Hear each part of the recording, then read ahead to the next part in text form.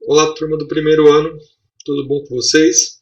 Gente, dando início às nossas aulas, hoje nós temos um assunto que é a contagem do tempo. Então, entender a importância do tempo para o desenvolvimento da humanidade.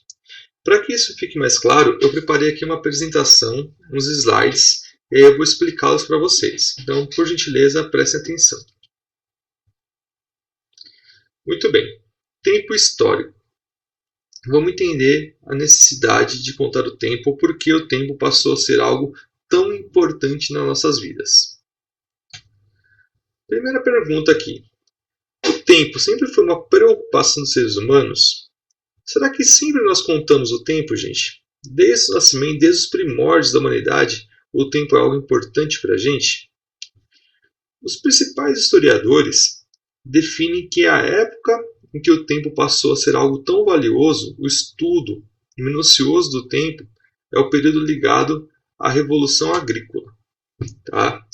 Então, a Revolução Agrícola é um momento que os homens deixam aquela vida de nômade, deixam aquela vida de sair pelos caminhos procurando alimento, não conseguiam ainda controlar a natureza para produzir os seus bens necessários para viver, simplesmente conseguiam retirar aquilo que era da natureza.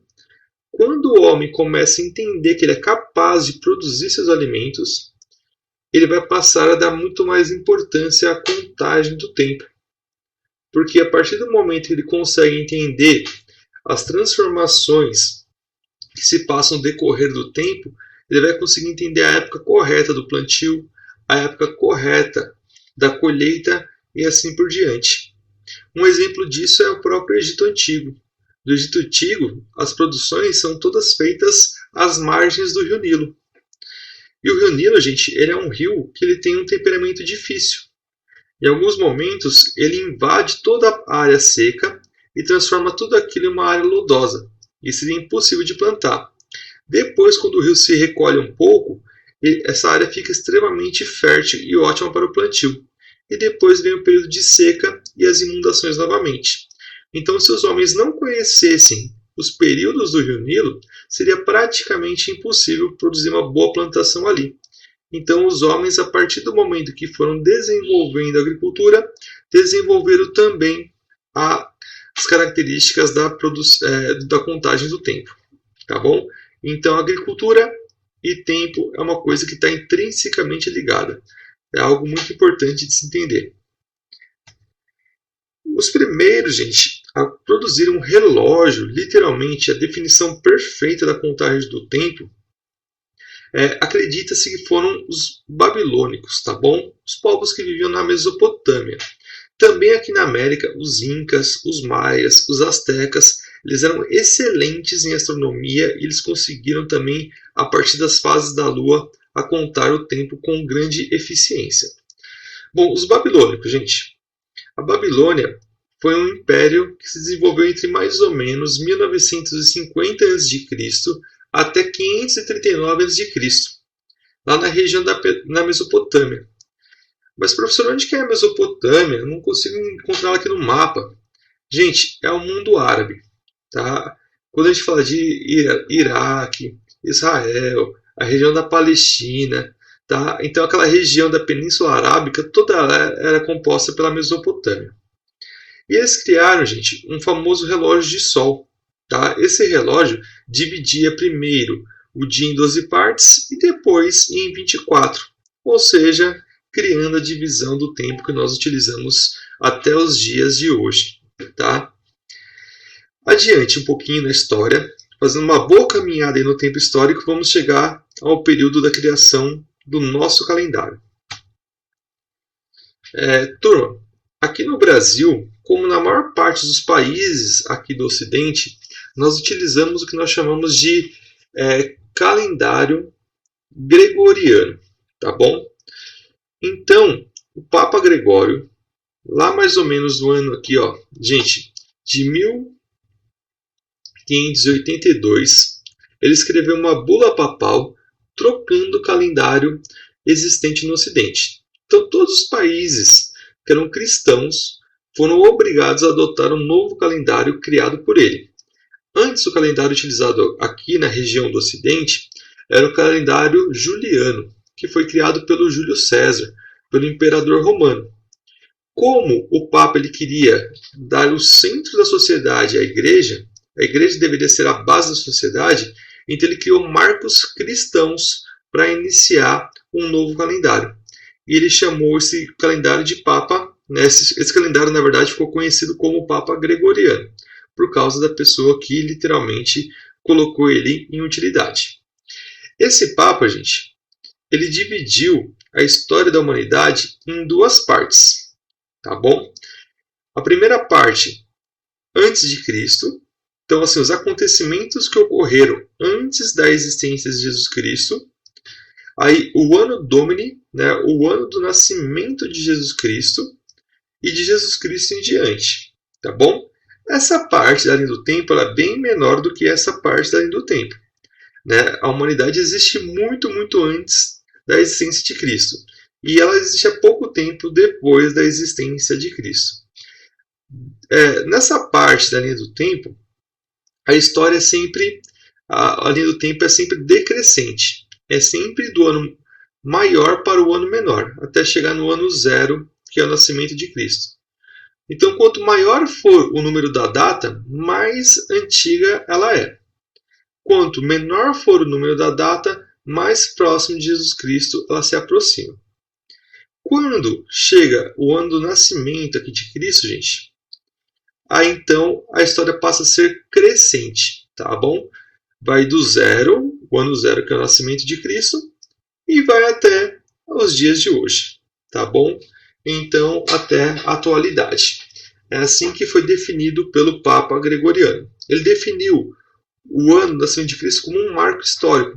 Por isso que nós temos esse período que vem antes de Cristo, ou seja, como se a humanidade estivesse esperando Cristo, o nascimento de Cristo, e depois de Cristo. Ou seja, as revoluções trazidas por Jesus Cristo à humanidade, segundo o Papa Gregório. E esse calendário foi adotado em todos os países cristãos e hoje aqui no Ocidente praticamente todos os países adotam esse calendário, até por uma questão prática. Seria muito difícil um país ter um calendário, outro país ter outro calendário. Imagine na hora de fazer as transações comerciais, as viagens, a dificuldade que seria em fazer essa organização, tá bom? Uma outra forma, gente, de contar o tempo é essa aqui, ó.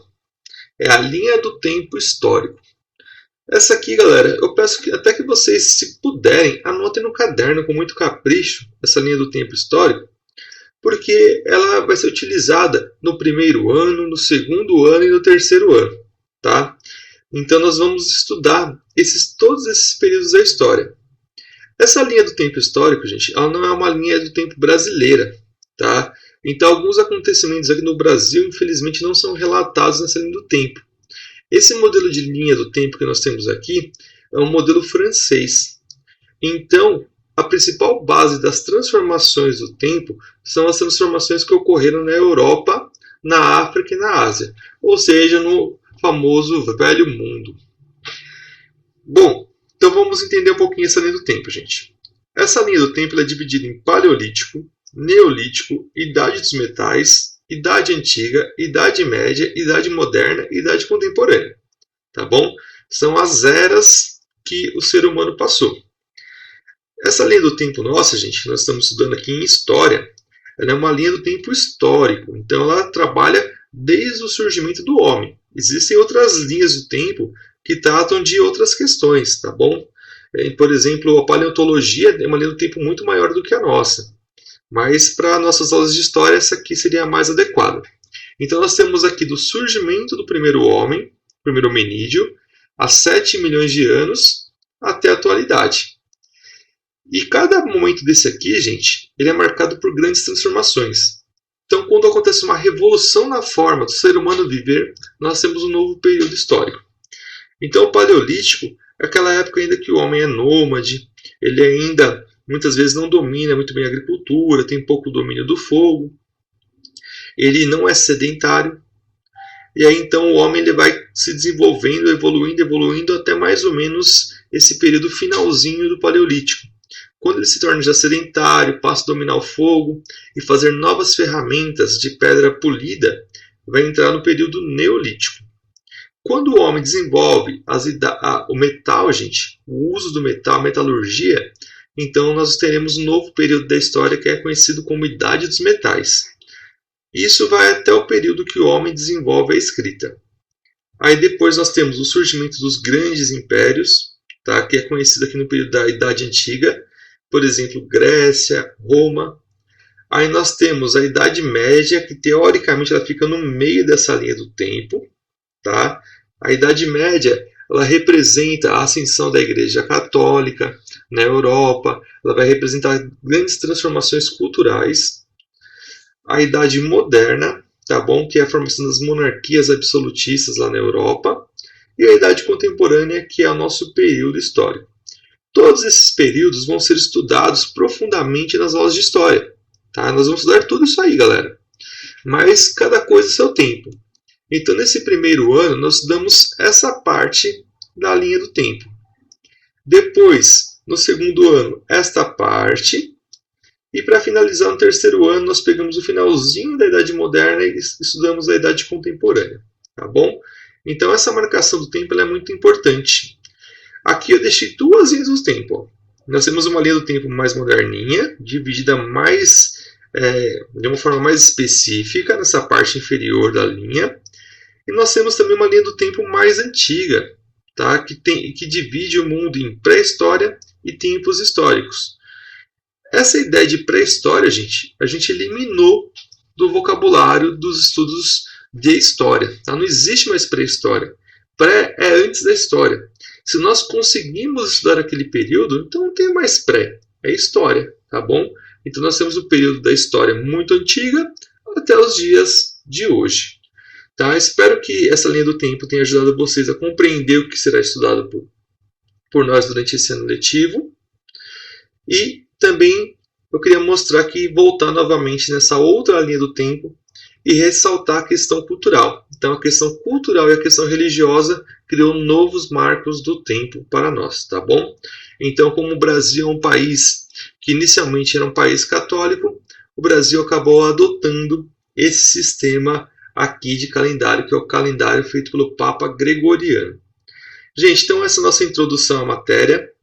Eu vou deixar esses slides disponíveis depois também no WhatsApp para que vocês possam consultá-lo, tá bom? Um abraço, até a nossa próxima aula. Valeu, galera!